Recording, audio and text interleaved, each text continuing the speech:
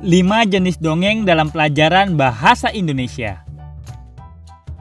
Dalam rangka memperingati Hari Dongeng Nasional pada bulan November ini, akan ada acara panggung mendongeng untuk cerdas. Salah satu rangkaian kegiatannya adalah Lomba Jagoan Mendongeng yang didukung oleh Sinarmas Agri. Nah teman-teman, pasti penasaran gimana cara untuk mengikutinya kan? Klik video di kanan atas ya. Dongeng berisi cerita imajinatif atau hayalan yang telah ada sejak dulu. Umumnya dalam pelajaran bahasa Indonesia terdapat 5 jenis dongeng. Video kali ini akan membahas 5 jenis dongeng dalam pelajaran bahasa Indonesia. Apa saja ya? Sebelum lanjut videonya, klik tombol subscribe dan klik tanda loncengnya ya. Siapa yang suka baca atau nonton cerita dongeng? Dongeng adalah salah satu jenis cerita yang sering kita temukan. Ada dongeng yang disajikan dalam bentuk buku, video, ataupun audio. Adik-adik kecil yang belum bisa membaca akan lebih semangat untuk membaca kalau terbiasa dibacakan dongeng. Lalu, anak-anak seusia kita juga banyak yang jadi ingin belajar menulis cerita karena suka membaca dongeng. Nah, dalam pelajaran bahasa Indonesia, dongeng itu ada banyak jenisnya loh. Ini dia beberapa di antaranya. 1. Fabel.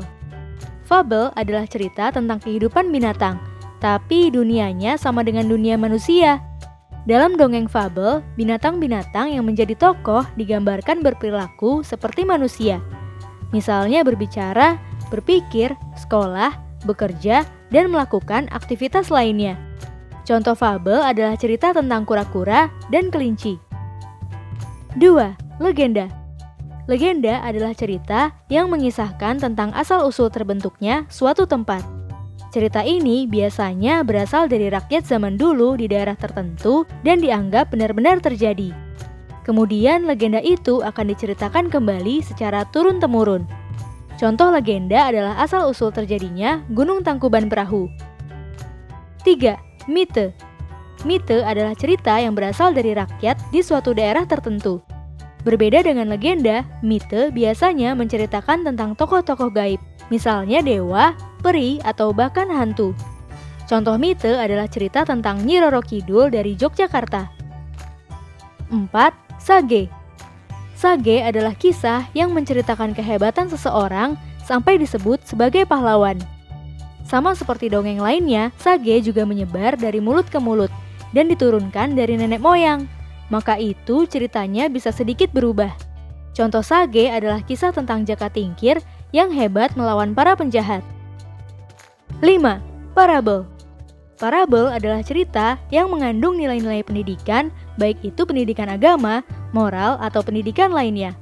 Nilai-nilai pendidikan yang ada dalam parabel biasanya disampaikan secara tersirat atau tidak langsung. Contoh parabel adalah kisah Malin Kundang yang dikutuk jadi batu karena durhaka.